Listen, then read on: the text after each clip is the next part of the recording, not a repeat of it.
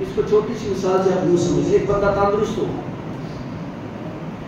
اس کو کوئی مرض لگ جائے، آپ کے یار خیریت ہے ماشاء اللہ، پہلے ہفتے کٹے گا، اب کیا ہو گیا آپ کو یار؟ وہ کہے گا بیمار رہتا ہوں، کیا کروں گا، بڑا علاج کرواتا ہوں، علاج نہیں ہوا، 2 مہینے کے بعد پھر ملے یار ہم تو پہلے سے کہہ رہے کہ کیا ہو گیا یار، کیا کروں، بڑے ڈاکٹر کے پاس جاتا ہوں، ہاسپٹل جاتا ہوں، دائیں بائیں، بس سمجھ نہیں آتی ڈاکٹر کی، کبھی کوئی دوائی، کبھی کوئی دوائی، کبھی کوئی دوائی۔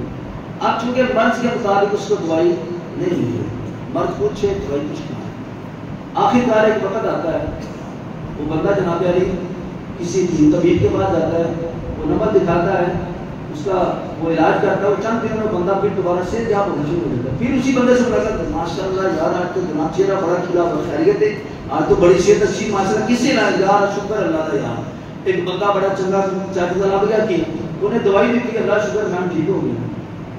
یہ درمیان میں اتنے ہاسپٹل پھرے، اتنے ڈاکٹر پھرے، ہزاروں لاکھ روپے خرچہ کیا، بندہ نیچے نیچے نیچے کیوں آیا؟ ایک سوال ہے آپ سے، آخر کیوں وہ بندہ کمزور سے کمزور نیچے سے نیچے آتا گیا، بیماریاں بڑھتی گئی، آخر ایسا کیوں ہوا؟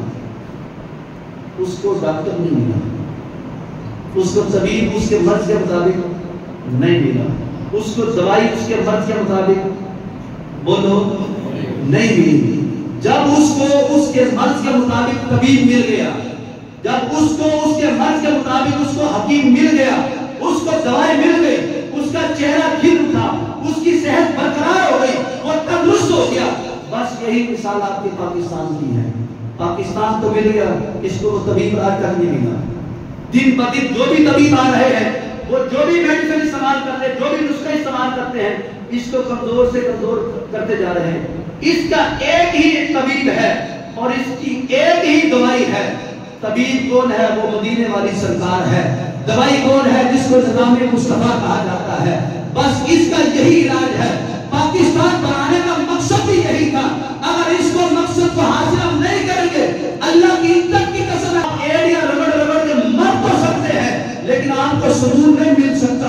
اگر سکون چاہتے ہو تو اللہ کی عزت کی قسم ہے، سکون صرف اسی بات کے اندر ہے، جب اس ملک کے اندر نظام مصطفیٰ نافذ ہو جائے گا، اللہ تعالیٰ انشاءاللہ تعالیٰ پورے ملک پاکستان کے عوام کو سکون قلبی عطا فرما دے گا۔ یہ بلوں کا رونا، یہ بجلی کا رونا، یہ پانی کا، کبھی گیس کا، کبھی مہنگائی، کبھی جناب نوکری، یہ کوئی پرابلم نہیں ہے۔ جو کن کہہ کے ساری کائنات بنا سکتا ہے، تیرے گھر کا نظام اس کے کن کہنے سے نہیں چل سکتا۔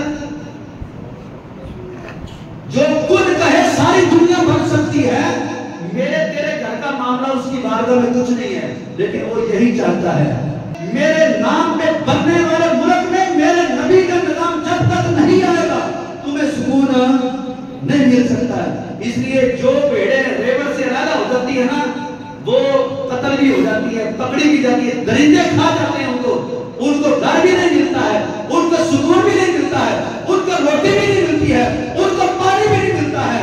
وہی بھیڑ بچتی ہے جو اپنے ریوڑ میں واپس آ جائے۔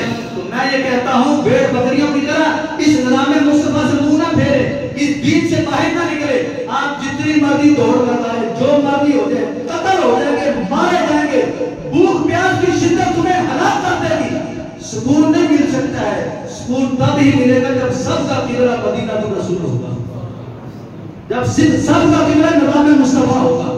اگر ہم چاہتے ہیں کہ ہمارے ملک پاکستان کے حالات بہتر ہو جائیں، اور یہ جو پاکستان کی آمد کی خوشیاں منانے کے لیے جو تیاریاں ہو رہی ہیں، اللہ کرے کہ ان خوشیوں کے اندر یہ اعلان ہو جائے کہ آج کے بعد اس ملک پاکستان میں نظام مصطفیٰ سے ہوگا۔ اگر دوسرے دن ملک پاکستان کی تقدیر نہ بدل جائے، ہمیں پکڑ لینا ہوگا۔